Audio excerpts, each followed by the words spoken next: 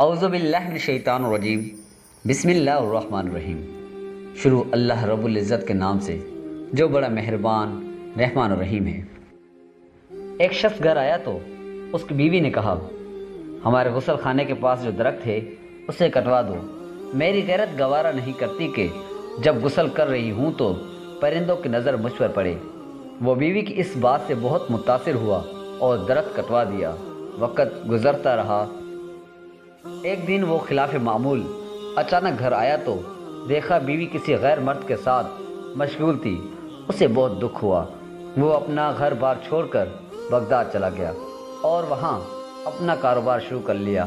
اللہ تعالیٰ نے کاروبار میں خوب برکت دی اور اپنے روز افزوں کاروبار کی بدولت وہ بغداد کے سرکردہ شہریوں میں شمار ہونے لگا، یہاں تک کہ بغداد کے کوتوال تک رسائی بھی حاصل کر لی۔ ایک دن کوتوال کے گھر چوری ہو گئی۔ پولیس نے مجرم کا سراغ لگانے اور پکڑنے کی بہت کوشش کی لیکن ناکام رہی۔ اس شخص نے دیکھا کہ ایک شیخ کا کوتوال کے گھر آنا جانا ہے اور کوتوال ان کی بہت تعظیم کرتا ہے، لیکن ایک بات اس کی سمجھ میں نہیں آتی تھی کہ شیخ آدھے پاؤں پر چلتے ہیں، پورا پاؤں زمین پر کیوں نہیں رکھتے۔ اس نے کسی سے وجہ پوچھی تو اسے بتایا گیا، یہ پورا پاؤں زمین پر اس لیے نہیں رکھتے کہ کہیں کیڑے مکوڑے نہ کچلے جائیں۔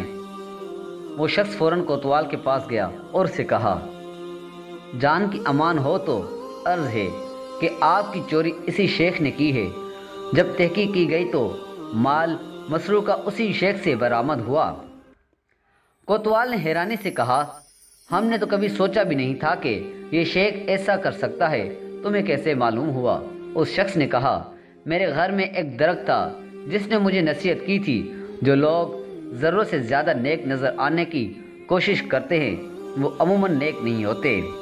میرے پیارے دوستوں، اگر یہ ویڈیو آپ کو پسند آئی ہو تو اسے لائک کریں اور اپنے دوستوں کے ساتھ شیئر کریں، اور اگر آپ ہمارے چینل پر نئے ہیں تو اس کو سبسکرائب کر دیں اور ساتھ بیل آئیکن پر کلک کر دیں، جس سے ہمارے آنے والی نئی ویڈیوز آپ کی نوٹیفیکیشن میں آ جائیں گی۔ تو ملتے ہیں انشاءاللہ اگلی ویڈیو میں، تب تک کے لیے اللہ حافظ۔